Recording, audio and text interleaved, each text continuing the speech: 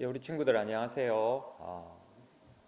이 시간에 우리 또 함께 금요일 예배 함께 하도록 하시겠습니다. PPT 좀 보여주시고요.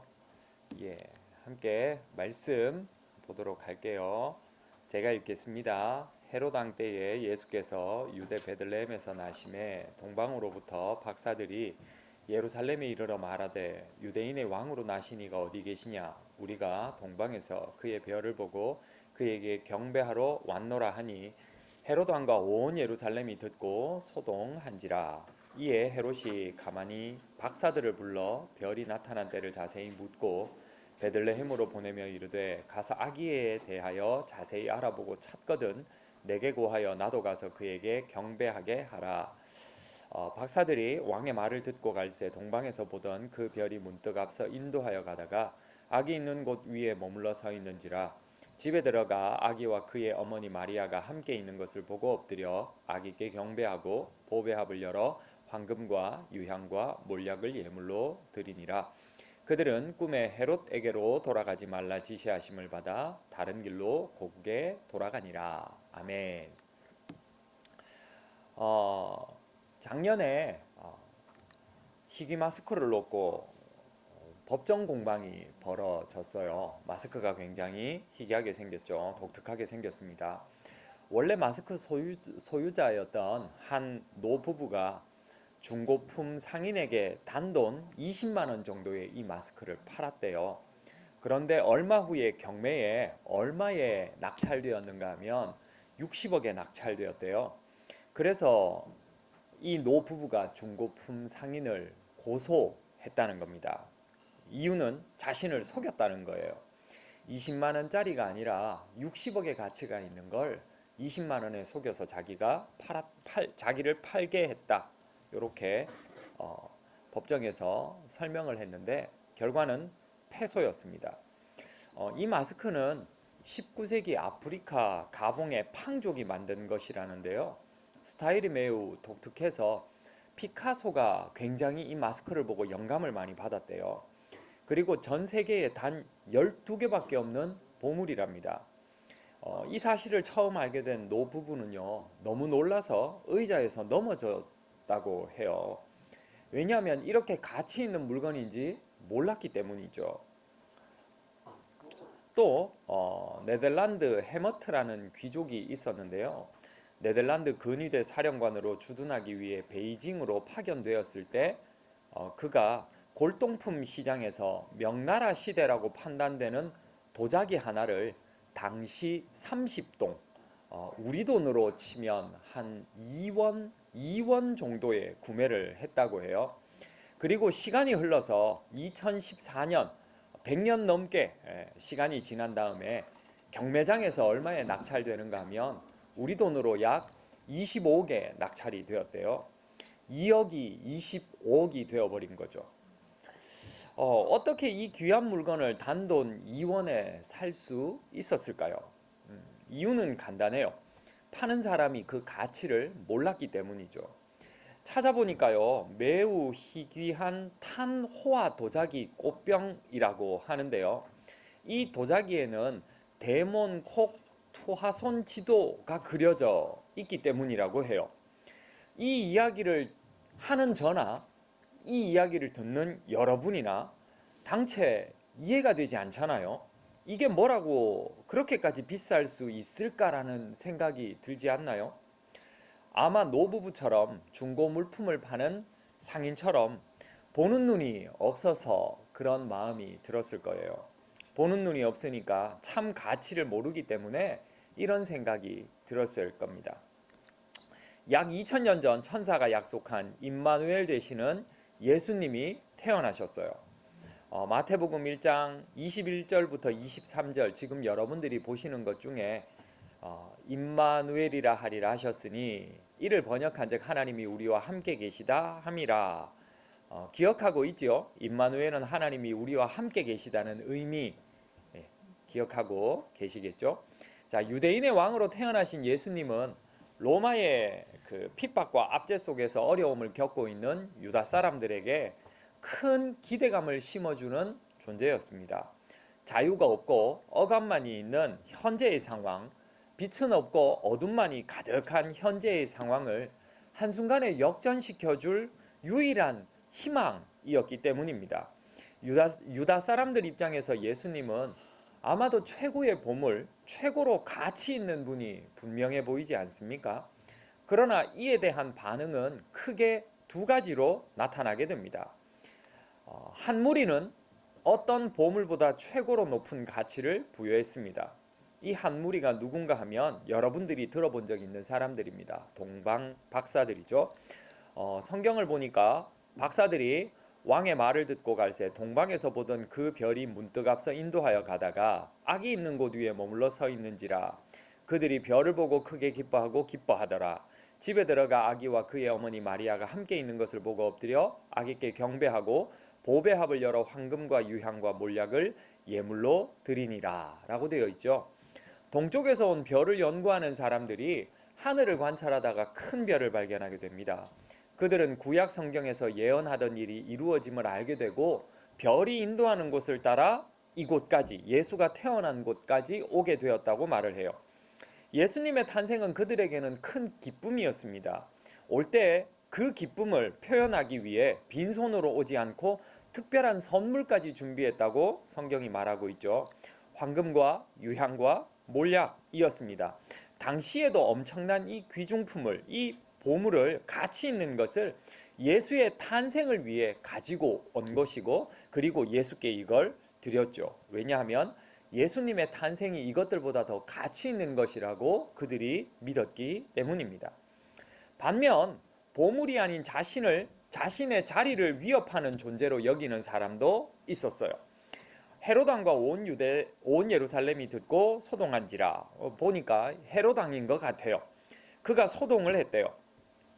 그래서 그가 어떻게 했는가 하면 이 동방의 박사들을 불러서 별이 나타난 때를 자세히 하게 묻고 베들레헴으로 보내며 이르되, 이렇게 이야기해요. 아기에 대하여 자세히 알아보고 찾거든 내게 고하여 나도 가서 그에게 경배하게 하라 라고 이야기를 해요. 그런데 그 다음 12절을 보니까 뭐라고 되어 있는가 하면요, 여러분들 조금 잘렸지만 그들은 꿈에 헤롯에게로 돌아가지 말라 지시하심을 받아 다른 길로 고국에 돌아가니라. 여기서 그들은 누군가 하면 동방의 박사들입니다.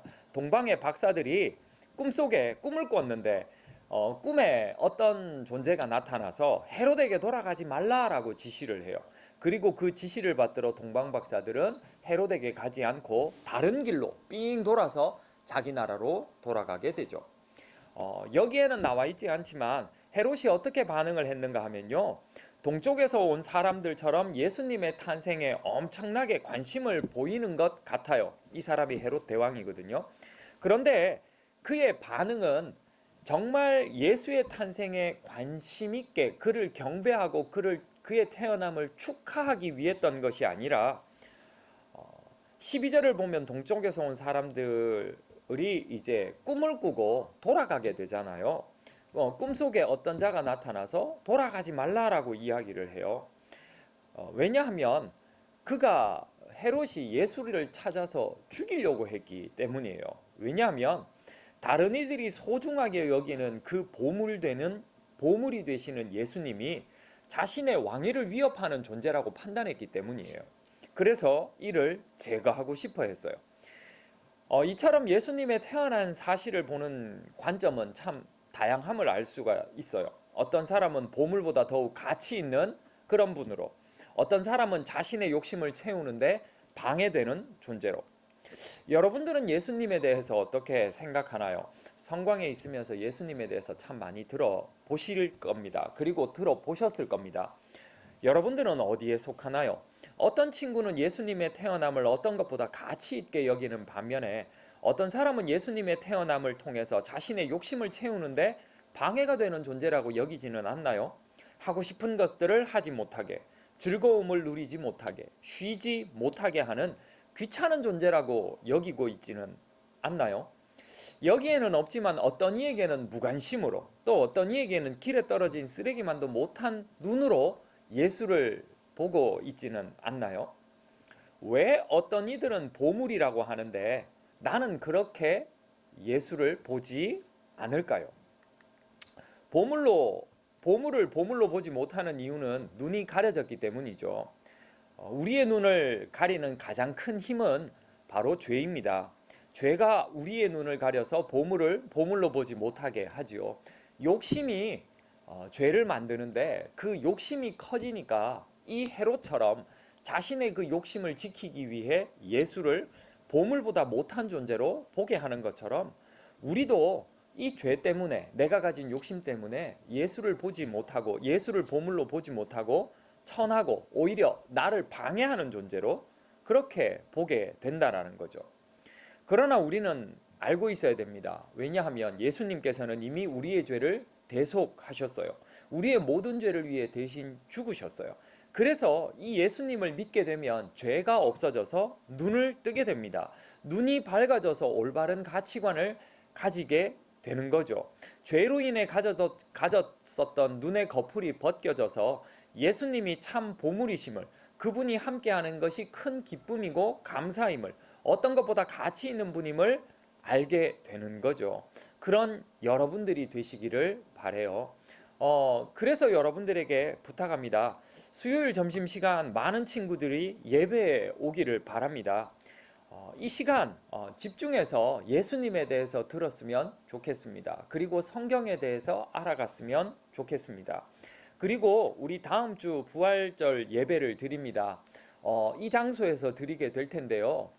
여기서 예배 드리는 사람들은 우리 중학교 친구들이 아니라 고등학교 선배들입니다.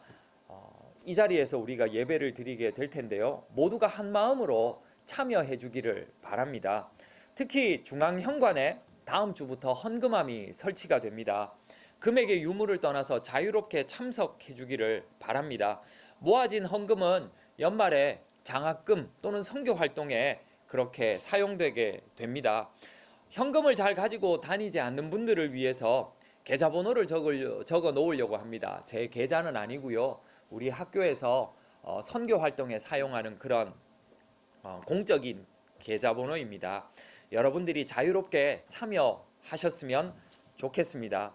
며칠 남지 않았지만 이미 부활절은 지났지만 우리 학교가 준비하고 있는 이 부활절 예배 며칠 남지 않았지만 혹시라도 관련된 노래, 율동 등을 하고 싶은 개인이나 단체가 있다면 지금이라도 저에게 신청해 주셨으면 좋겠습니다. 그래서 모두에게 유익하고 뜻깊은 부활절 절기 예배가 되었으면 좋겠고요. 무엇보다 이 부활절 절기 예배를 통해서 우리의 죄로 인해 가려졌던 눈이 거풀이 벗겨져서 예수님을 참 보물로 여길 수 있는 그런 귀한 시간들이 되었으면 좋겠습니다.